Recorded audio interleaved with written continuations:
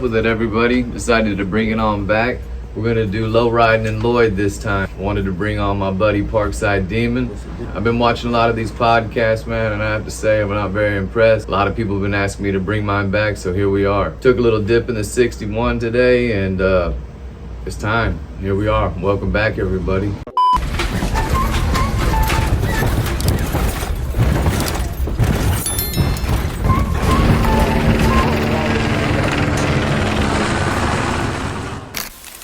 Got my boy Parkside Demon. I did a little bit of work with him with my boy with RW Films. Shout out to Medina Flannels. Got this collab going on. Check that out, that Long Beach Lloyd edition. We were just working, doing a little simple photo shoots together, and he came over and I let him use the car. I just liked what he was spitting, and some people I just naturally fuck with. This is him. Yeah, you already know what it is. So tell him what you got going on. So I recently just dropped my first EP under Hood Figures. That's my first EP ever. Pretty dope so far, getting good stats. How many songs you have on? 5. All singles besides one's feature. I got one of my homies from my hood. Like, I put him on. You know, his first song ever too, you know. So I've been trying to like help my homies get into the studio too, you know, because it's not just about me, you know. If I don't make it, if one of my homies makes it before me, like, I'm trying to put all of them on, because if I don't make it, one of them is, you know. That's real shit.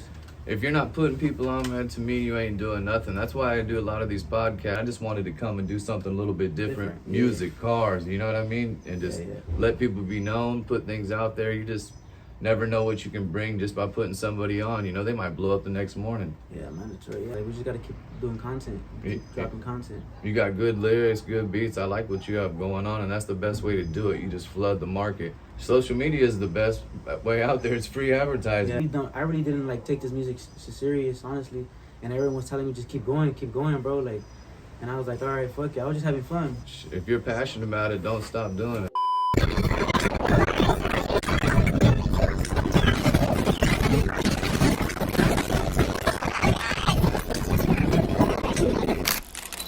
So what inspired you to get into music? Honestly, they're like, really don't look up into anybody, but I like a couple of people in this music industry.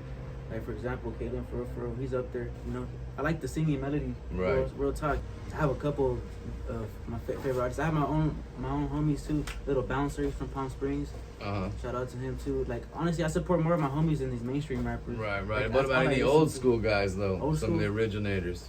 Oh yeah, I fuck with a bunch of the West Side Connection, all of that, because I grew up into all that, into the lowrider scene, all of that, you know. So what area are you from again? I'm from Norwalk, like southeast, like right off the 605. That's my section right there from the Parkside. That's just like my little area that goes into the one ways, you know. It's just different areas, but it's all Norwalk. It's all the same thing, you know. Right. That's my hometown. But I also grew up in both sides. I grew up in Inglewood as well. My mom's side of the family that got me into the lowriding and into doing all this. So what do you have planned for the future? What are you gonna try to do? You try to throw any concerts? You do any live stuff? Whatever comes my way at this point, honestly. You got a manager? You pushing yourself? Well, I'm under Hood Figures. Okay. It's kind of like a family label. It's not really, I don't really see it as a label. It's basically family. He took me in, you know. He records me. He does every you know. He's just like, I see him like a brother to me. He's not like on that, oh, like you have to drop under this, you have to. Nah, he could drop on I could drop on my own. But at this point, he's taking his time out of his day to shoot me, freeze time, you know, studio time, record me, buy me beats, all this stuff. Right, that's I'm real. gonna like look out for him too and give him an EP. Drop under the Hood Figures page, you know, why not? Absolutely. And my next EP, I have a couple of other EPs coming too. Like, I already have them lined up. They're all done. Like, you're just gonna drop some consecutive. But I just gotta wait, you know, for the right time. No, that's real.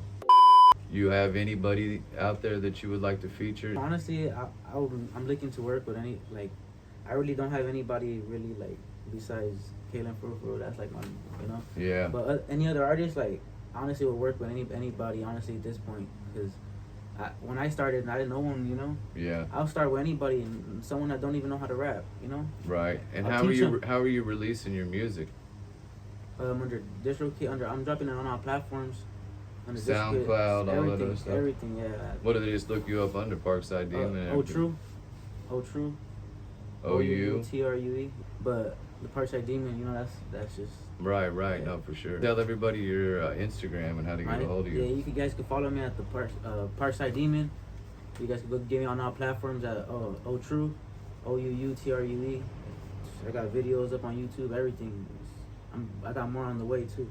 Hey, y'all come check us out, man. This is just gonna be the first episode. We're getting back into it, but it's gonna be on my Long Beach Lloyd page. Obviously, you'll see it. I'll tag it on my Instagram, LongBeach_Lloyd, and you know, I'm gonna be featuring all kinds of artists. I tag them, put them on my stories. I mean, it's for you to check out, decide for yourself. But I like to give everybody, if I think something's good, I'm gonna put it out there. So before we go, man, tap in and tell everybody a little bit about yourself, a little history, background about yourself. Growing up, I grew up without a mom. She passed away at the age of when I was 1. We were on our way to go visit my dad in prison. Damn, rest in peace. Got into a car accident, and you know. Were you in the car? Yeah, me, my brother, and my sister. And Damn, that's it tough. was just, you know, yeah, it was just a bad accident. You know, couldn't, no one to blame. No, just Right. just something that happens. And my dad was in prison. He got out. Of course, he always took care of me. He always did whatever he could to take care of me growing up. Mm-hmm. He was in and out of prison until like barely. He's been out for a cool minute now. Honestly, I give it to him. Like he's been trying, you know, working. We both got into the union together, started doing That's dope, asbestos bro. and all this, you know. Congrats to him. Yeah, but he recently got shot too. When he got shot, like, I know it really like changed him. You know, the way he was moving, the way he was, like, his mentality was. But also, what messed me up growing up was, I believe I was like 4 or 5. My uncle got killed, basically in front of me, in front of my house. Damn. On a drive-by shooting. Just something, you know, that happens as tough. well, you know, in this gang. It's just, grew up rough. grew up in a rough neighborhood as well. And I feel like that's why I'm the way I grew up, you know. My grandma could never, my grandma raised me. Shout out to her. She raised my grandma, my grandpa. But I just feel like they never could really, control me or stop what I would do. You know, I was always out in the street, running up a mug. Nothing ever stopped me from doing what I did. But, yeah, until now, I give, PTSD. I wake up sometimes, I'm like, damn, I have nightmares of my mom sometimes. I just trip out sometimes, you know, I freak out with the shit I seen. I think of my uncle when he, you know, everything that happens. That's tough. Ever since my uncle passed away, kid. yeah. Ever since my uncle passed away, that's when everything changed me. I started getting into the gang life, and it just, you know, I seen everything happen. So that shit just turned. You feel like you express that in your music? Yeah, I really do. That's why my music. If you listen to my music, I really don't talk about turning up and then I always talk about real life shit, what I live and how it is. The gang life out there is really crazy. And my goal is just honestly I have a son, so my goal is to get my son out of there. You know, I grew up there. I don't want him to be in the same environment. No, that's the same for me. I'm trying to put something together for my children. I don't want them to live the life that I live. I just want them to not know about it. I mean, I tell them when they ask me about prison and stuff, I tell them, yeah, Daddy was in prison for being bad. I don't tell them exactly what I was in there for, but you know, when they get older, I will. But I don't want them to be part of that life. And being the man, who gives a shit about being the man? Let everyone else be the man. I don't want all the attention. I never wanted the fame, homie. I just wanted the money. Yeah. You know what I mean? Straight up. If they could just give me all the money and no one know me, I'm happy with that. But, you know, you got to put in work, and obviously getting known comes first. And there's good and bad. You know what I mean? Once you get really known, a lot of people that will have hate for you, you won't know them because they'll see you from all the videos and all the other shit. So next thing you know, you're approached in a fight with a complete stranger you never see. They hate you because they see you, you know, they see you shining, they see you doing good, and that's not them. It's strange though, man. I want to change that for everybody, man. Let me tell you guys, that's not the way to live. You should want to boost everybody up, and if you do that, man, you'll get that good energy and you'll get boosted up. I promise you. I'm not like a super spiritual holy guy or anything like that, but I do know karma's real. And if you're real and you give good karma, you will get that. I promise you. If you just do it and just make that a pattern, and your life will change. I did it, man. I spent 8 years of my life in prison. And the only thing I got from prison that I'll tell you that really stuck with me, they said the definition of insanity is doing the same thing and expecting a different outcome. And every time I get out, I low back up, start hustling again, and then I get in trouble again. You know what I mean? So that's why I was like, oh man, you were a hairdresser? I'm like, absolutely, bro. I'm totally proud of it that I did it. It changed my life. It gave me a hustle where I could make money that was dope money. Every client was money coming in, and no one could take it from me. You know what I mean? I was legal. No one could arrest me. I'm not gonna lie, it felt wonderful. But you know, as I evolved and changed and saved up my money, I started doing different things, and now the cars are the hustle, and you know, I'm gonna start doing this podcast thing again and just try to spread it out there because I like the culture to spread. I want everyone to be able to intermingle and not feel comfortable. You know, you may see a guy out there, I always said this in my other ones, you may see a guy out there and he may be in the wrong hat or whatever, fuck that motherfucker, you know, blah, blah. But if you knew the history of him or what the dude's going through, you never know. You might be like, oh man, what's up with it, man? How you doing? I hope you're doing good. You know what I mean? The whole aspect's changed. So that's why I'm like doing these podcasts, because it does give people a window into inside and see where you're coming from.